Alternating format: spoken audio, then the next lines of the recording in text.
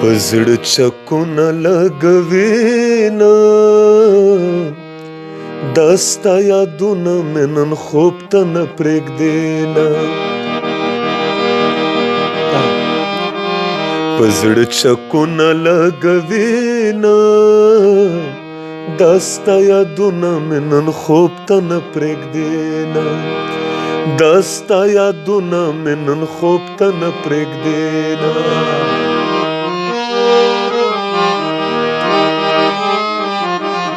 د یار غم به په تنها صورت زغمما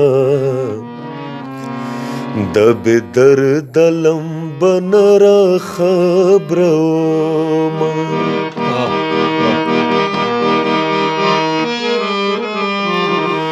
د یار غم به په تنها صورت زغمما د بې درده لمبه نه راخبرومه د انګازې ټي وي ګرانو کتونکو کې سفر دی حاضریم پروګرام دی د فن دنیا د فن دنیا د موږ د هغه ګلوکارانو موسیقارانو او د شوقیانو په حواله باندې وی کوم چې د موسیقۍ سره تعلق لري هغه د موسیقۍ د دنیا کې ننتلی وي په دغه دنیا کې ګرځي را ګرځي چکر پکې وهي خو دغه خوندونه دغه هغه چې کوم د مونږ د اوریدونکو لپاره دوی راوړي دغه مهنت او د خواري نو نن هم مونږ چې د کم ګلوکار سره ناست یو دا هم یو شوقي ګلوکار د شوق د وجه نه چې کوم د موسیقي زده کړې ده په دغه موسیقي کې روان دی دغه سره د تاسو ملاقات کوو دغه په ژوند او په فن باندې چې کوم دغه سره خبرې کوو چې آیا دوی د موسیقي طرف ته څنګه راغلي دي او د موسیقي د دوی خوښه څه ده نو نن بلال سکندری صاحب د موږ سره موجود دی دغه سره چې کوم د خبرې اترې کوو بلال صاحب پروګرام کې ته هر کله کوم السلام علیکم وعلیکم سلام ډیره زیاته مننه هر کله خو زه تاسو ته کوم او ډیره زیاته مننه مو کوم چې په دې دومره مصروف وخت کې زما خواله تاسو رالی سره د پوره ټیم نو ډیره زیاته مننه او خدای پاک مو بار بار راوله امین هر کله راشي دا راته ووایم جی چې لنډه غوندې خپله پېژنګلو د موږ د ګران کتونکي چې کوم دي دو اورېدل غواړي د تاسو نه یی چې تاسو د کومې علاقې سره تعلق دی پیدایش ته چیرته شوی دی تعلیم د چیرته حاصل کړی په دې باندې لږ خبره دا خو به ډیرو ملګرو ته به نه وي پته ډیرو ته به پته وي زما بنیادي تعلق د بنو سره دی بنو یو ډیره ښایسته علاقه ده او ډیر د فن او د علم خلک پکې پیدا شوي دي بېشکه نو بنیادي زه د بنو یم اوس استوګن یم په پېښور کې دا تاسو چې را سره ناست یئ نو د تېرو 10 کلونو نه زه دلته ژوند کوم او تعلیم مې څه په بنو کې کړی دی څه مې پېښور کې حاصل کړی دی اوس روان دی تعلیم خو یوازې رسمي تعلیم نه دی د موسیقۍ تعلیم دی هر قسمه زده کړه چې دا نو دا هم په تعلیم کې راځي بالکل نو دا سړی تر مرګه پورې په څه ناسه ذریعه لکه دی هغه ځان ته طالب علم ویلی شي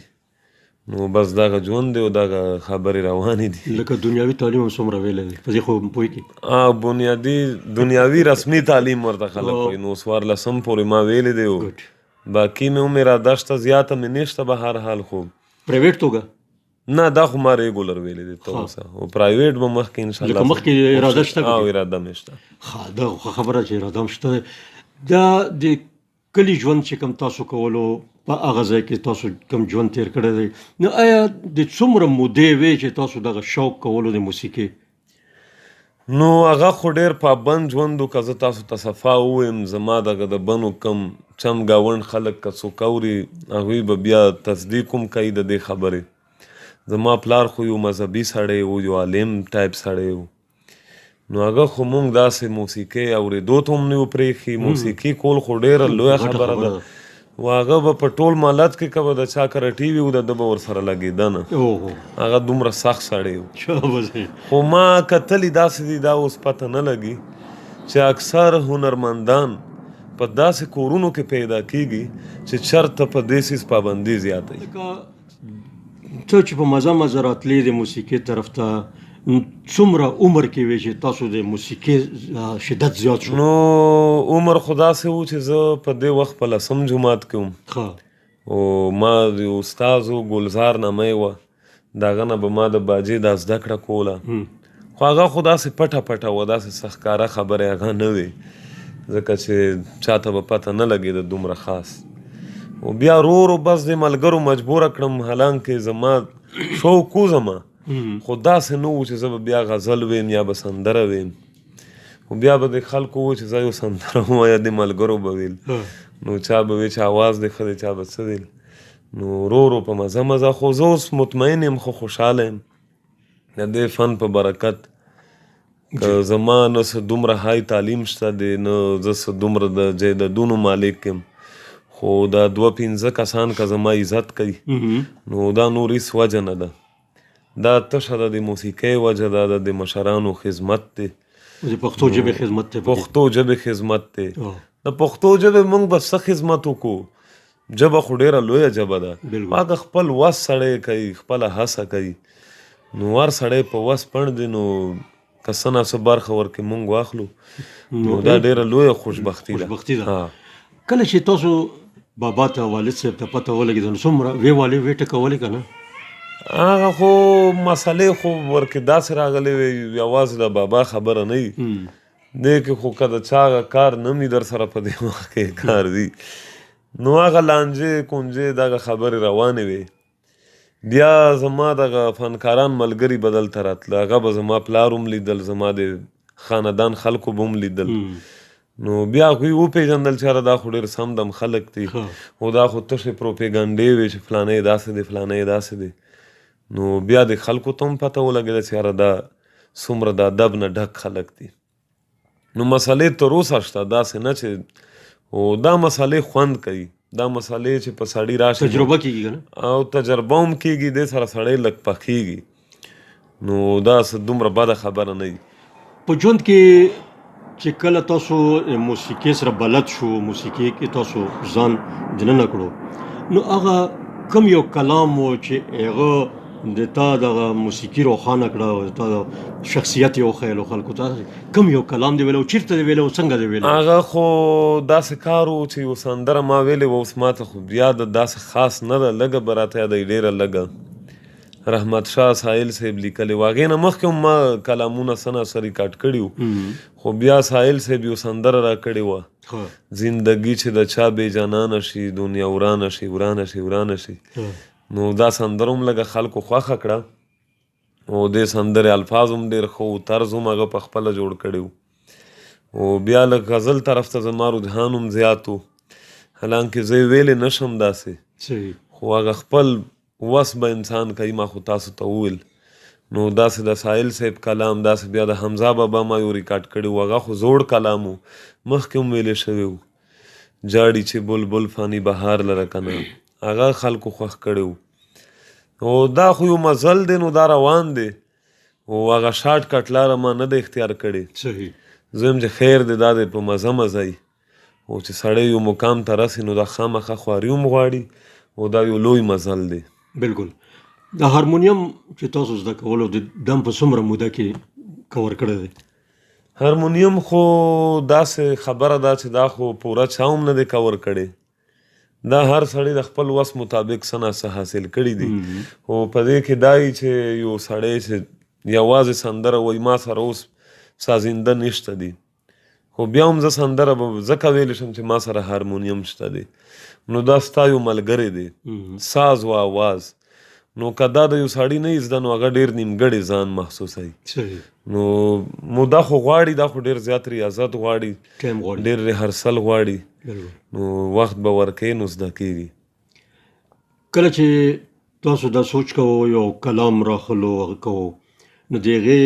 موسیقي د تاسو دپاره څوک جوړوي که په خپله خوارېږئ وږې؟ موسیقي خو داسې ده چې اصل کې دا کار دی د موسیقار. موسیقار په دې پوهېږي چې دې له اوس کم قسم انټرول پکار دی، څنګه پیس دې له پکار دی، څه ساز ورله پکار دی. نو هغه د طرز مطابق، یا طرز هم هغه موسیقار جوړ کړي، او یا که طرز یو سړي په خپله هم جوړ کړی دی، هغه موسیقار بیا دغه انتخاب کوي چې رباب والا داسې پکار دی، شپېلۍ دغسې پکار ده. نو زما خو خپله هم دا زړه دی چې یاره سندرغاړي له په دې کې زیات ګوتې وال هم نه دي پکار، ځکه چې دا کار د موسیقار دی. هغه له په خپل سور او په طرز، په آواز، په ریدم، په دې هغه له ډېر لکه خیال ساتل پکار دي. نو اوس زموږ د ګران کتونکي چې ځي که نه جی دو ستړي شول په دا انتظار چې دنه به څه اورو نو څنګه ده نو زه خو دا ګرمي شروع شوې ده، دا شربتونه دي او دې نه رغېدل شته نه، مړۍ خرابه خرابه ده. خو زه به خپل کوشش کوم که څه غلطي کېږي هغسې خرابه نه ده خلک چې بانې کوي، هغه چې ویلې نه شي هغې خو عمري خرابه. ما مو ویل چې کېدای شي هغه بانه کوي ما ته او چې هارمونیم پروت دی د دې مطلب دا دی چې څه نه څه خو اوري که نه ده ویني که نه نو زړه خو مې غواړي چې د خوشحال بابا کلام درته ووایم څنګه به وي. واه واه واه واه ډېر ښه.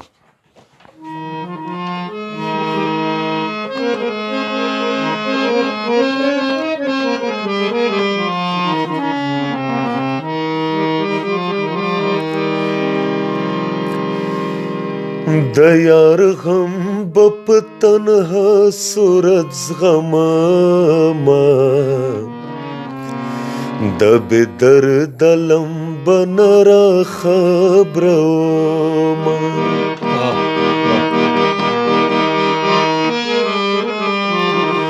د یار غم به په تنها صورت زغمما، د بې درده لمبه نه راخبرومه، د بې درده لمبه نه راخبرومه.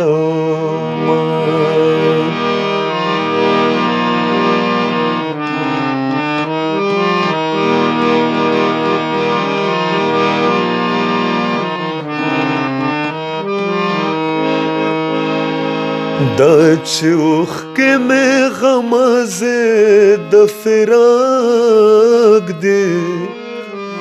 دا چې اوښکې مې غمازې د فراق دی، دا چې اوښکې مې غمازې د فراق دی، دا چې اوښکې مې غمازې د فراق دی. زکه زه یې په ګریوان کې تویومه، د بې درده لمبه نه راخبرومه. د یار غم به په تنها صورت زغممه، د بې درده لمبه نه راخبرومه.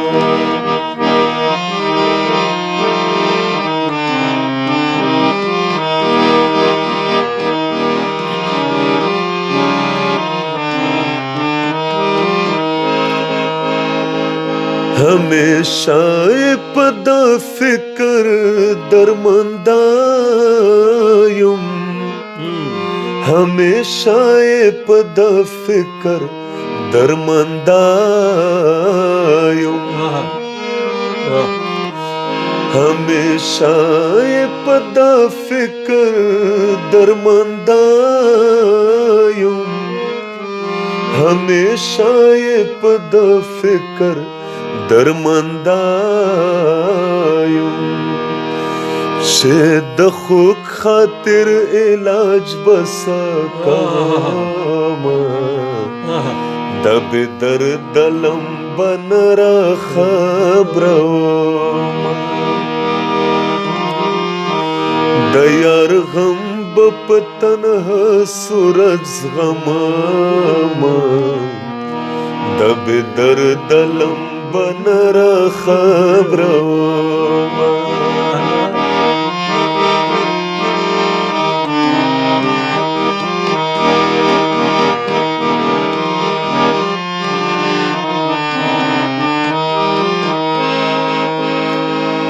یاره ته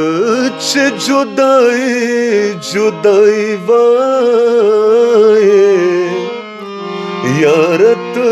چې جدای جدای وایې، یاره ته چې جدای جدای وایې، یاره ته چې جدای جدای وای، زه خوشحال د دې خبرې توان لرمه ډېر ښه د بې درده لمبه نره خبره ومه د یار غم به په تنها صورت زغممه د بې درده لمبه نره خبره ومه ډېر ښه ډېر ښه د بې درده لمبه نره خبره ومه د بې درده لمبه نره خبره ومه ډېر ښه ډېر ښه بلال صاحب ډېر ښه مزیدار بس که څه غلطي شوې بخښنه به غواړم نه معافي اوس خو موږ دلته تاسو سره مېلمانه یو غږ هم نشو کولی که نه ښه دا خو هارمونیم دی دا آواز دی دا ډېر ګران کار دی موسیقي کول او بیا یو کلام په ذهن کې کېنول دا یادول ډېر سخت کار دی خو دا چې د موسیقي کې ما اورېدلي دي چې څه پردې غوندې دي پردې دي پکې که نه او هغه پردې خو چې دي د سازنده او د استادان د سرونو ته پردې هم وایي هغه لکه سر خو اوس دننه په دې باجه کې پروت دی دا اوس پرده ده دا بله پرده ده دا بله شوه سارې ګامه پاده نیسه لکه سرونه دي 12 سرونه دي ټول ښه 9 سرونه دي خو واړه او غټ سرونه بیا 12 دي 12 دي ټوټل 12 دي بنیادی سرونه اووه دي سارې ګامه پاده نی او بیا په دې کې کومل تیور دا بیا 12 جوړیږي یو درزن سرونه دي ټوټل دا هم ډېر ګران کار دی ډېر ګران کار دی څومره سورونه پکې تاسو ته یاد دي اوس نه یاد خو هغه خو جدا خبرې سرونو کې یادېدل او دا خبرې نه هغه په راګ او په ټاټ او په دې خبرو کې دا بیا لس ټاټه موسیقي دا بیا په دې کې په زرګونو راګونه دي څه د په انډیا او د پنجاب استادان 250,000 راګونه یادوي چې دومره معلوم دي دا هغه معلوم راګونه دي بیا د پښتو بعضې استادان وایي چې په پښتو کې 200-300 راګونه خلکو ته معلوم دي بیا د پنجاب والا نور څومره یادوي خو ما د یو مستند استاز نه چې هغه بارملکي استاز و هغه 250,000 او څومره سوه دا خو هغه لکه وایي چې دا معلوم راګونه دي بیا په دې کې لس ټاټه دي دغه ټاټونه هم اول زیات و بیا ورو دا کمېدل دا اوس لس ټاټه دي خو زه یم چې دې کیسو کې پرېوتل نه دي پکار دا ډېر لوی سمندر دی او دا بیا یو ځان له دنیا ده صحیح دغه د راګونو د ټاټونو د کلاسیکل او مختلف سیزونه دي پلټې دي او ساجي باجي نومونه دي دلته او خلک د هغې سره هم اشنا نه دي نه دي که نه بالکل خیال او تان او ترانه او کافي او ډېرې زیاتې خبرې دي خو هغه بیا ځان له یو دنیا ده زموږ د پښتنو بیا ځان له دنیا ده بالکل دې کې صرف دغه خبرې بلال صاحب په دغه وخت کې په دغه زمانه کې خلک کم شی زیات اوري کلاسیکل اوري که نه ټینګړه اوري خو دلته خو دغسې مسلې دي چې عوام خو ټول په ما ګران دي او ټول ښه د هر ذوق والا خلک پکې شته دي نو دا خبره صحیح ده چې فوک به نن سبا لږ زیات خلک اوري صحیح په هغې کې هم ډېرې وجې دي څوک ریاض هم دومره نه کوي بیا دغه سټوډیوګانو سیسټم هم داسې زیات ښه نه دی نو په دې کې هم دغه فوک سندرې زیاتې تیارېږي بل اړخ ته غزل که وګورئ نو د هغه اورېدونکي هم کم شوي نه دي او زه خو دا ګورم چې دا به زیاتېږي ورو ورو به دغه خبره مخکې ځي که چې زه یو معمولي سړی یم خو دا به اوس په تکبر کې راځي چې څه قسمه خلک دلته ماله راځي او څه قسمه مینه هغوی ما سره کوي نو دا په څه وجه کوي خو د دې مطلب دا دی چې کم کار زه خو یې نشم کولی خو دا نورې چې څومره کوي نو دا یو ښه کار کوي نو دا اورېدونکي به زیاتېږي ورو ورو په ننني دور کې خو ډېر زیات ګلوکاران راغلي دي نوي ینګ نو په دې کې د کومو ګلوکارانو نه ته زیات متاثره یې او په مخکینو ګلوکارانو کې چا نه زیات متاثره وې اول خو به دا خبره وکړم د موسیقۍ خبره هم تاسو وختې وکړه بیا د ګلوکارانو خبره مو وکړه ما چې په کم وخت کې دغه زده کړه شروع کوله دا د پښتو موسیقۍ ډېر بد وخت و. دا دومره یو بد وخت و چې دا به بدقسمتي ورته زه ووایم چې په دې وخت کې هر سړي سندره ریکارډ کوله، 2-5 زره روپۍ به یې د جیبه لګولې، بیا به هغه سندرغاړی و. خو ما په هغه وخت کې هم داسې نه و کړي. نو نن هغه خلک ورک شوي دي بیخي، هېڅ پتې نه لګي چې هغوی چېرته لاړل. غیب شول بیخي. وجه دا وه چې محنت یې نه کوو. نو نن سبا که سندرغاړي دي هغه سندرغاړي مې خوښ دي چې څوک محنت کوي. صحیح. هغه چې هر څوک ته لازمه خبره دا نه ده، دا خو د چا میراث نه دی. موږ خو وایو چې فلانی میراثي دی او فلانی خو هغه کم میراثي هم دی هغه به یې زده کوي. زه د ډېرو هنرمندانو زامن به تاسو ته یاد کړم. څوک نوکریانې کوي، څوک کاروبارونه کوي. نو که دا په میراث وي بیا به هغوی په خپله مخه به فنکاران. خو دا چې څوک خواري وکړي بس هغه سړی به یې زده کوي. خواري پکار ده.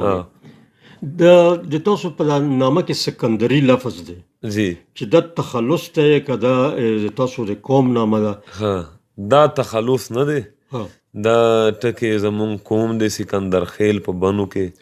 پوره یو غټ قوم دی او ښه نامور خلک پکې پیدا شوي دي. د سپریم کورټ د جاجانو پورې خلک پکې شته، ناظمان او مشران د کام نو هر قسمه خلک په دې کام کې شته دي. نو په هغه حساب سره زه ځان سره دغه ټکې ما اضافه کړی دی او تخلص نه دی. زه پکې تېروتلی وم، یو سکندري علاقه ده په صوابۍ کې، په مردان کې ده لکه مردان صوابۍ کې ده. ما ویل چې که تاسو د هغې علاقې سره تعلق لرئ. نو ښه خبره خو دا ده چې اوس ډېر د مردان خلک ما سره په هغه نسبت مینه ساتي. دا ما هم ویل چې یاره دا زه چاته ووایم چې زه کلي ته لاړم اوس خبر شي هغوی وایي چې که مردان ته راغلی. نو دغه یو غلط فهمي شته. دا پکې خامخا خو زه په دې خوشحاله یم، د مردان هم ډېر خواږه خلک دي. نو ښه خبره ده که څوک په غلط فهمۍ کې دي نو دا هم بده نه ده.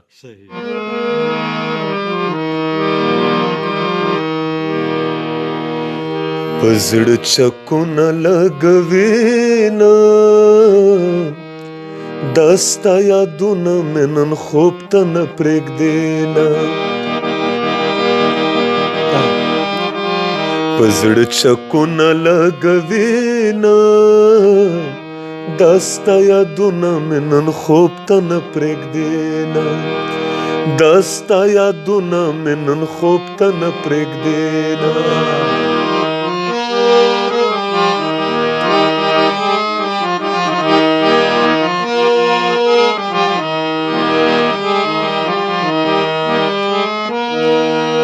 دستا یوه نیمه خبره،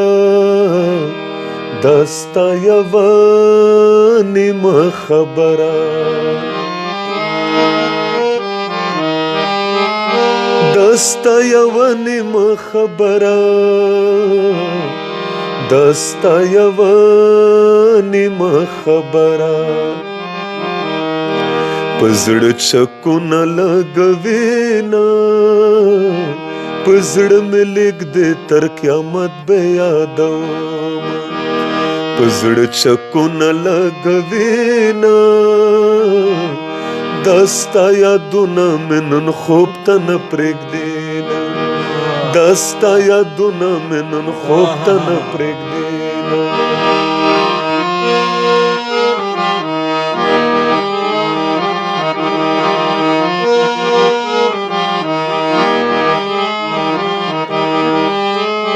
خدای دې په خوب کې راښکاره کړه، خدای دې په خوب کې راښکاره کړه،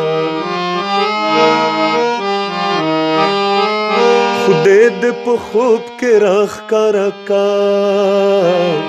خدای دې په خوب کې راښکاره کړه. په زړه چکونه لګوینه چې د په خوب کې زه ډېرو کم دیدنونه، په زړه چکونه لګوینه دا ستا یادونه مې نن خوب ته نه پرېږدېنه، دا ستا یادونه مې نن خوب ته نه پرېږدېنه. بلال صاحب، پښتو موسیقۍ لپاره د کوم اقداماتو زیات ضرورت دی؟ زما خو چې څومره خپل خیال دی نو د اقداماتو په ځای اول ماحول جوړول دی له پکار دي. اقدامات زویم چې هغه بیا ګران نه دي. اوس که اقدامات یو سړی وکړي هلته ماحول نشته دی، پروګرام نه وي، یا حالات یا کارونه یا هر څه وجه چې پروګرام نه وي نو فنکار غریب به بیا خوري څه. اول خو د هغه د معاش مسله ده. نو هغه که د دې فکرونو نه آزاد شو او د هر فنکار معاش هم د دې موسیقۍ نه شروع وي نو لازمي خبره ده هغه به خواري کوي، موسیقي به هم وده کوي ورسره. او بیا که اقدامات کېږي نو په سرکاري سطح هم پکار دي، یو اکیډمي پکار ده، داسې چینلې پکار دي هلته فنکار ته موقع زیاته میلاویږي. اوس یا یو چینل یا دوه درې چینلونه نو دا خو دا ټول بوج لکه نشي وړلی. لکه هلته خلک ډېر دي، موقع کمې دي، پروګرامونه دومره شته نه. نو دې دپاره موقع پکار دي، ماحول پکار دی، امن پکار دی، پروګرامونه پکار دي. نو اقدامات زم چې بیا په خپله کېږي. بیا کېږي. بلال صاحب دې خبرې له هم راشو چې لکه زمونږ ټلویزیون دی، ریډیو ده،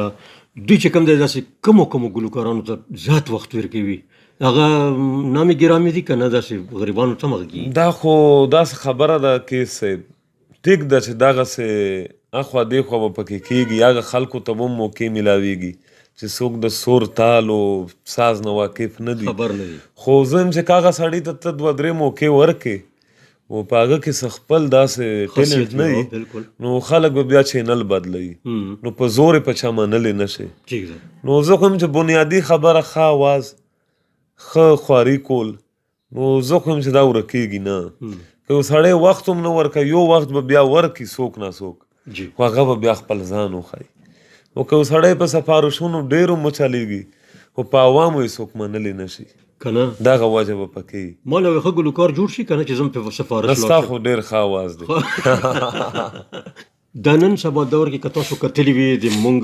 شاعران ملګري هم داسې وي په بېدردۍ کې پراته وي، د مونږ ګلوکاران هم چې کوم دي هغه داسې قسم پرسۍ کې پراته وي. نو د دو د حالت چې کوم وروستو خرابېږي نو دا وجوهات څه دي؟ حکومت ولې څه پلانینګ کوي که نه کوي؟ دا خو ډېر ښه سوال مو وکړو، زه په دې ډېر خوشحاله شوم چې دغه سوال تاسو راپورته کړو.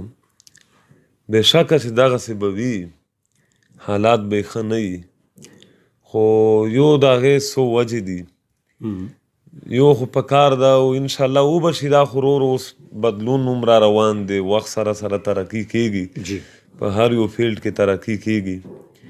نو یو که علاج فری شي د دې خلکو، علاج مین خبره ده. او یو که لږ ډېر خیال یې حکومت وساتي یا شتمن خلک یې وساتي. خو مین مسله پکې دغه ده چې فنکار له اوس پکار داسې ده چې را روان وخت دپاره لږ سوچ هم وکړي، لکه حد نه زیاته عیاشي کول، د اسراف نه کار اخیستل. خو بیا که زه اوس تاسو ته ووایم ډېر ملګري به بیا اختلاف لري چې تاسو د یو عام بوډا سړي اوس حالات وګورئ، بیا د یو بوډا فنکار هم وګورئ،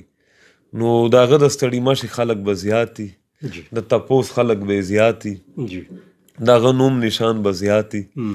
بله خبره دا ده چې ما ډېر وکتل چې یو فنکار بیمار دی او چا یو پوسټ هم کړی دی، هغه له بیا دې پښتنو په لکونو روپۍ راوړي دي. ما ته په دې لاکډاون کې څو پیرې خلکو وویل چې ستا نوم، نو ما ورته چې الله دې هغه ورځ خو دومره زر نه راولي، او ما یې چې که دغه د چڼو دالو د وړو بوجۍ ما کور ته راوړه نو زما به بیا په کور کې ځای نه وي. حالانکې زه ښه عام ژوند تېروم، زما هېڅ سرمایه دا خبرې نشته،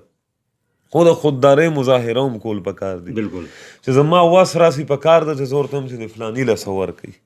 نو دغه سوچ هم لږ پکار دی. د خدای کې د تاسو کتلي وي چې قمرګله دغسې حال کې ده، یا زرڅانګه دغسې حال کې ده،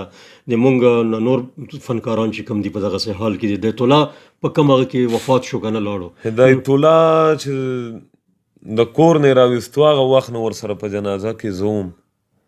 تر اخره پورې. دې کې شک نشته دی چې د هغه اخري ژوند د بیمارۍ ژوند و، سخت ژوند و، سخت ژوند و. هغه د خدای د طرفه یو بیماري په ده راغلی وه، د دماغو بیماري وه، بیا جسماني معذوره و. خو دغسې خلک ما ولیدل چې همدې هدایت الله صاحب ته 3 لکه 4 لکه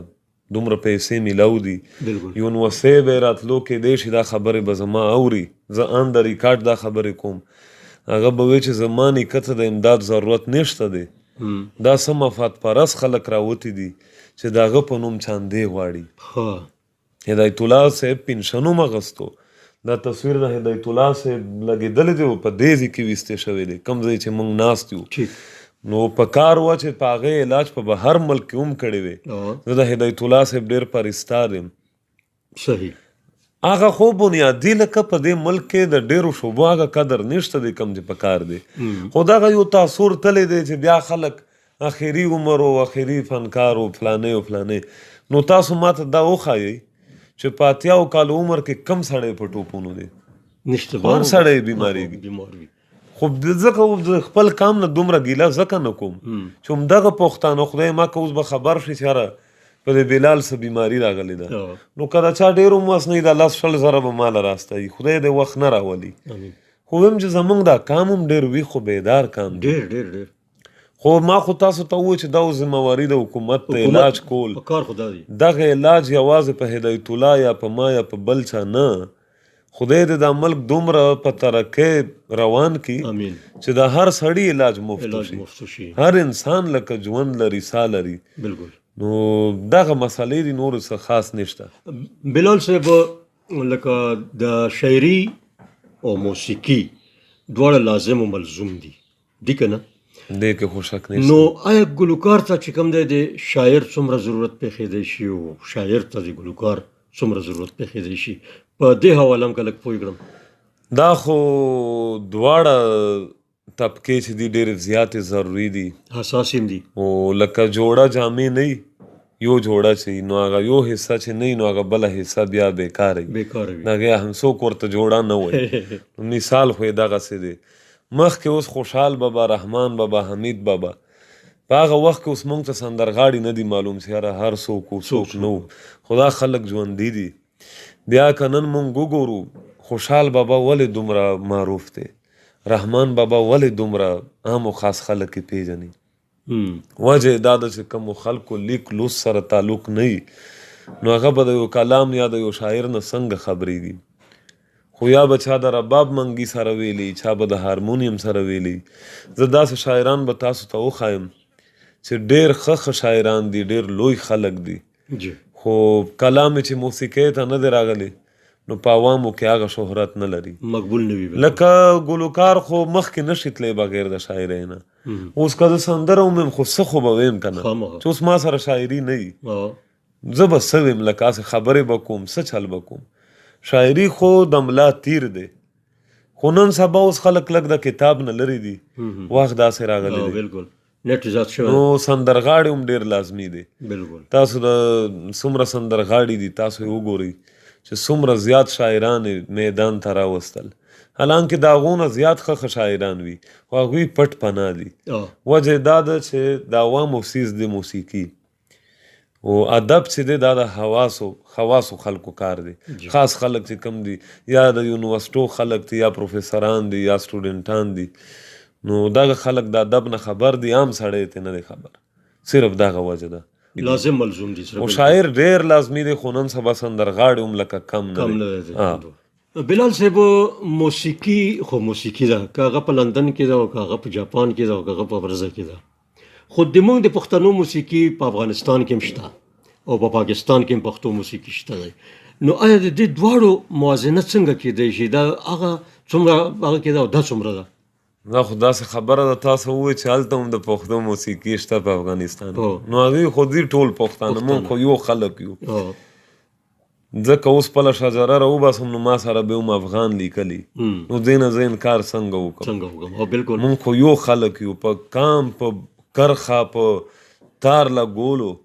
په دې یو کام نه بیلیږي ملک بیلیږي خو کام نشي بیلیږي دا که لس زره کاله هم تېر شي نو موږ خو افغانان خو یو ټول خو بیا داسې ده چې افغانستان کې هم قابل خلک شته دي ما اورېدلي داسې دي چې د افغانستان هم زیات خلک د ګلنار بیګم اواز اوري چې هغه زمونږ په بنو کې خښه شوې ده هلته یې واده شوي دغسې دا هدایت الله صاحب چې تاسو وختي یاد کو نو دی به افغانستان ته تلو داسې نور سندرغاړي بیا د هغه زی شاه ولی استاز دلته خلک اوري قمرګل اوري. ناشناس صاحب دلته خلک اوري قمر ګله دلته خلک اوري مجبین قزلباش هلته خلک اوري نو دې کې خو څه فرق نشته دی خو بیا د افغانان ملګري اکثر راځي پېښور ته زه یې وینم دلته لږ دا سټوډیوګانې او کمپیوټر سیسټم دا سهولیات به لږ ښیي نو اکثر راځي البمونه ریکارډ کوي سندرې ریکارډ کوي او خوند پکې شته دی بیا د هغې فارسي چې کومه موسیقي ده هغه زه په خپله هم اورم صحیح. د هغې یو خپل خوند دی هغه خو پښتو نه ده خو لکه یو خوند پکې خوند پروت پکې دی. شته دی. خوند پکې ډېر دی. بلال صاحب خبرې خو بلا خبرې وکړلې ختمېږي نه دغه چې په ورځو ورځو په میاشتو بیا میاشتو چې ستا غوندې خوږ سړی راغلی بیا خو خبرې خوند کوي. خبرې خوند کوي پکې نو آخري سوال داسې راشم چې د کیسټو یو دور هم تېر شوی دی د وي سي آرونو یو دور هم تېر شوی دی د دنیا سیزونه پکې تېر شوي دي که نه خو نن سبا چې کوم دی هغه سیزونه د موږ نه پناه دي نو آیا دغه کم هنرمندان چې دي نو دوی په کومه طریقه باندې خپل ځان مخکې بوزي؟ نو هغه خو ډېرو خلکو ته پته ده نن سبا یوټیوب دی او خاص کر فیسبوک بیا ډېر عام دی او چینلې خو څو شته دي دا ریډیو هم شته او ټي وي دا خو په خپل ځای شته دي خو هغه د کیسټو دور خو ختم دی دا خبره خو ستاسو صحیح ده هغه دوکانونه هغه کاروبار هر څه ختم دي شول خو په دې کې که مونږ وګورو اوس موسیقي یو فن دی نو دا ختمیږي نه لکه د کیسټ سره د دې خو څه کار د کیسټ سره هغه خو یو کاروباري څیز و بالکل خو بیا په نیټ باندې خلک د خپل کلامونه ورکوي هر سړی په جیب کې اوري په جیب کې هر سړي سره ټوله دنیا پرته ده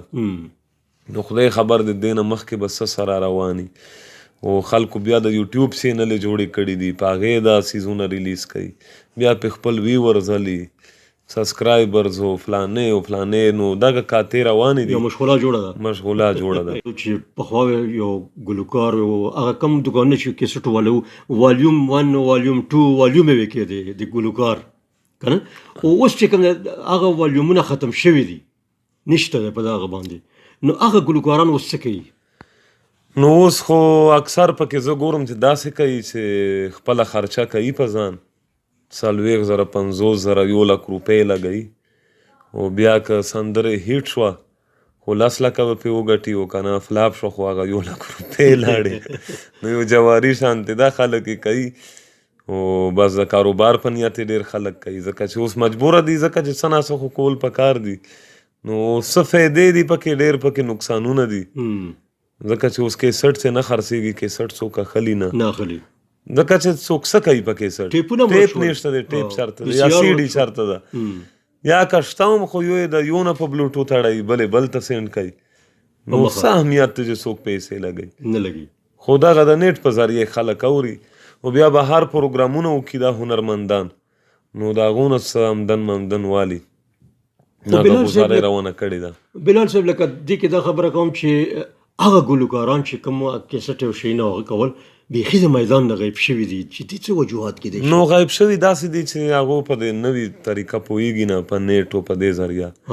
اوس یو سندرغاړي به 50 کاله دا فن کړي هغه به څنګه 1 لک روپۍ په ځان لګوي لازمي خبر ده هغه به په کور کې کښېني مجبورن نو خبره داسې ده ګلاب شیر استاد شو دا نور ګلاب شیر خو استاد خو وفات دی وفات شوی دی که نه داسې دا کېناستل که نه او بس خپل عمر یې هم تېر کو عمر هم تېر یو عمر یې تېر کو نو کیسټ به بیا نه خرڅېدو نو سړی څه کولی شي دا خو ټیکنالوجي دا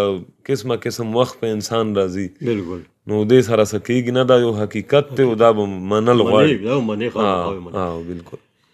خبرې مو شوې تاسو سره د ژوند د فن په حواله باندې ډېرې بحث وشو ډېرې ښې خبرې وشوې ماشاءالله تاسو ته هم ټول یاداشت موجود وو په دې اخر کې د مونږ ګران کتونکي چې څومره دي نو دوی ته څه پیغام ورکول غواړئ نو اول خو ځکه رښتیا خبره درته کوم دروغ زه ویم هم نه دی پکار چې ستاسو په دې راتګ ډېر زیات خوشحاله شوم مننه او 20 کارونه ما یې چې یاره پرېږده خو چې کیس لاله راشي او دا به زما دپاره مې چې غټ اعزاز هم وي نو اول د ډېره زیاته مننه کوم د عابد صاحب او نور چې څومره ملګري در سره راغلي د ټولو مننه کوم خدای پاک مو بار بار راوله او پیغام خو غټ خلک پیغام ورکوي خو بیا هم چې تاسو ما نه پوښتنه وکړه نو د فنکار سړي څه پیغام کیدی شي، خدا به پیغام وي